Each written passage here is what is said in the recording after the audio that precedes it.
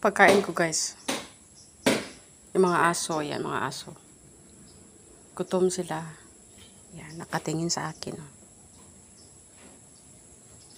Nine yan sila lahat dati karon. Ngayon is ano na? 6 ay 7. Nainggit sila sa ano, kinakain ko. Almusal, chicken adobo. First day ko ng vacation guys dito sa province. Ayan na yung mga alaga naming aso, mga gutom, kawawa. Mamaya bibili tayo ng ano, buto-buto ng baboy para makakaon ka mo, ha? Oh, tapay usad tayo dalawa dito oh, naglingko dito sa babaw sa kuan. Ayan, upuan sira guys, sira na yung upuan. Need lang nila ng mga upuan ng pintura or varnish para kumintab ulit. Pero sira na yung handle. Ito yung ano guys, bahay namin dito sa probinsya. Ayan yung motor dito sa kuan, dito sa ganyan gawa or balcony. Ayan yung bahay ng manok. Yan mga sampay guys nandyan sa gawa kasi ganun talaga ang buhay probinsya, yung mga sampay nandyan sa gawa kasi hindi tuyo, basa, kaya ganun. Ito yung palibot namin, putik, maputik dito sa kuano. Malapit lang kami sa kalsada, Barrio Road. Ayan yung ano, tawag ito, tortor sa ilalim ng bahay-bahay, yung tortor. Dito yung, ito yung mga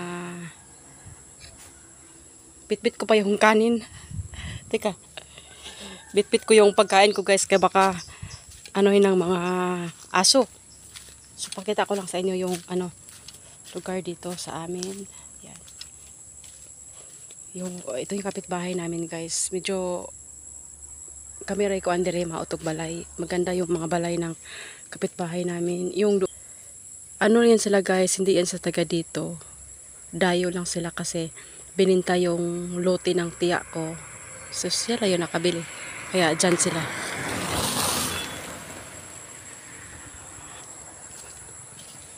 Kita ko lang sa inyo yung bahay namin. Pero hindi pwede ipakita yung doon sa loob guys kasi makakaya naman. Sobrang ano talaga.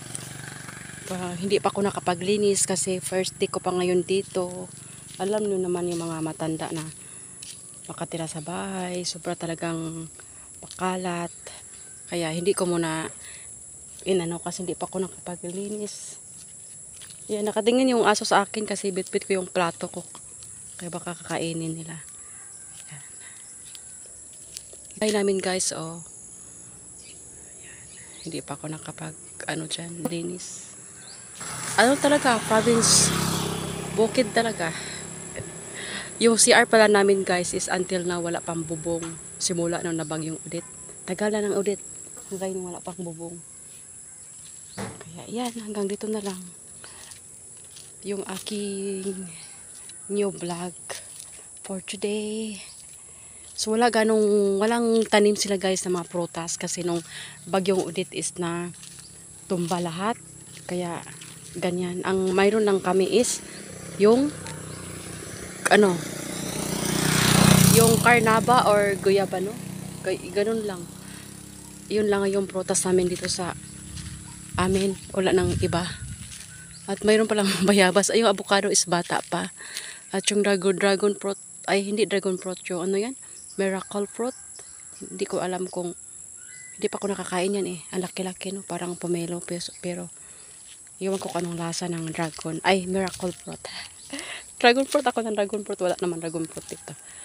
Ito yung ano, papunta naman doon guys yung mga lahat ng mga kamag-anak ko, side ng aking papa, kasi magkapit-bahay lang yan sila. Doon sa dulo. Dito naman na side, itong area na to is sa nanay ko na lote or lula. Yan, malaking lote yan dyan. Ay, yung langaw sunod sa akin. Yung iba is bininta na dahil sa kahirapan. Nagbibinta na. Hanggang dito na lang. Maraming salamat sa panonood ng aking vlog for today. Thank you for watching. Please like and subscribe to my channel. Bye bye.